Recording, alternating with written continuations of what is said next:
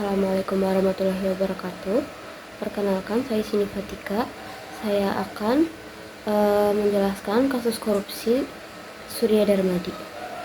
Surya Darmadi, pemilik PT Duta Palma Group, adalah seorang pengusaha kelapa sawit yang terlibat dalam kasus korupsi terkait perizinan dan alih fungsi lahan untuk perkebunan kelapa sawit.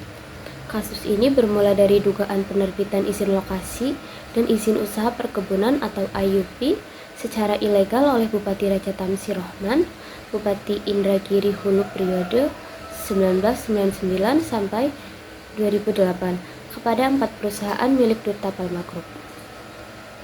Kasusnya, Kejaksaan Agung RI menetapkan Surya Darmadi, bos PT Duta Palma Group, sebagai tersangka kasus korupsi dan pencucian uang yang merugikan negara lebih dari 100 triliun.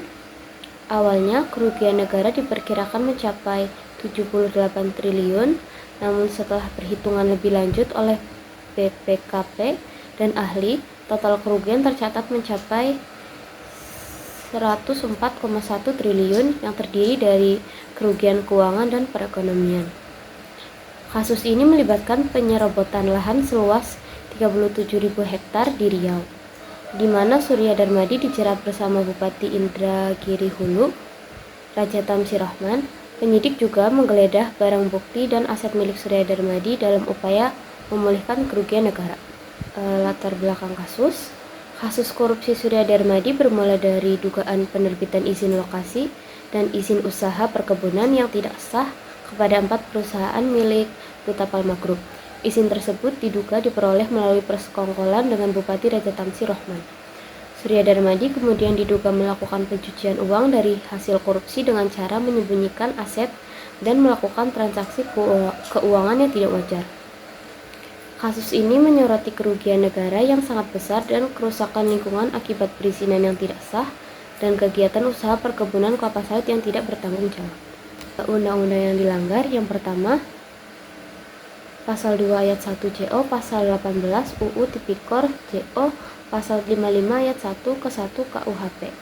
Surya Darmadi terbukti secara sah dan meyakinkan bersalah melakukan tindak pidana korupsi secara bersama-sama dengan Raja Tamsir Rohman.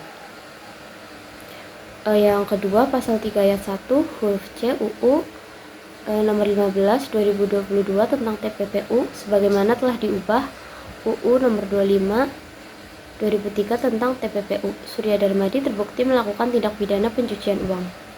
Yang ketiga, Pasal 3 UU nomor 8 2010 tentang pencegahan dan pemberantasan TPPU. Surya Darmadi terbukti melakukan tindak pidana pencucian uang. Yang keempat, Undang-Undang Kehutanan. Surya Darmadi diduga melanggar aturan terkait perizinan dan alih fungsi lahan hutan yang menyebabkan kerugian negara dan kerusakan lingkungan.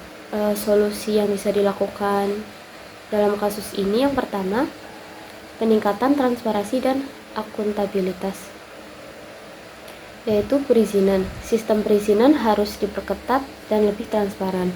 Masyarakat harus dilibatkan dalam proses perizinan untuk mencegah penyalahgunaan wewenang. Selanjutnya, pengelolaan hutan. Sistem pengelolaan hutan harus lebih terstruktur dan diawasi ketat untuk mencegah alih fungsi hutan secara ilegal. Yang selanjutnya, penegakan hukum. Penegak hukum harus tegas dalam menindak kasus korupsi dan memastikan hukuman yang setimpal diberikan kepada pelaku. Yang kedua, penguatan tata kelolaan perusahaan, yaitu Good Corporate Governance atau GCG. Perusahaan harus menerapkan Good Corporate Governance yang kuat untuk mencegah korupsi dan memastikan pengelolaan perusahaan yang bertanggung jawab. Nah, selanjutnya, akuntabilitas. Perusahaan harus transparan dalam laporan keuangan dan kegiatan operasionalnya. Yang selanjutnya, tanggung jawab sosial perusahaan. Tanggung jawab sosial perusahaan harus diimplementasikan secara nyata dan berdampak positif bagi masyarakat dan lingkungan. Yang ketiga, peningkatan kesadaran masyarakat, yaitu dengan edukasi. Masyarakat perlu diedukasi tentang bahaya korupsi dan pentingnya peran serta mereka dalam mencegahnya. Yang selanjutnya, whistleblower. Masyarakat perlu didorong untuk berani melaporkan kasus korupsi melalui mekanisme whistleblower yang aman dan terlindungi. Yang keempat, peningkatan kerjasama antar lembaga. yaitu koordinasi, lembaga penegak hukum, lembaga pengawas, dan lembaga pemerintah lainnya harus bekerja sama secara efektif dalam menangani kasus korupsi. Yang selanjutnya informasi. Pertukaran informasi antar lembaga harus lancar dan transparan. Yang kelima, reformasi birokrasi, yaitu peningkatan profesionalitas. Pegawai negeri sipil harus memiliki integritas yang baik dan profesionalitas yang tinggi. Selanjutnya, sistem penggajian. Sistem penggajian pegawai negeri sipil harus adil dan memadai untuk mengurangi motivasi korupsi. Yang selanjutnya, pengawasan. Sistem pengawasan dan audit internal harus diperkuat untuk mencegah korupsi. Sekian yang dapat saya sampaikan. Terima kasih. Wassalamualaikum warahmatullahi wabarakatuh.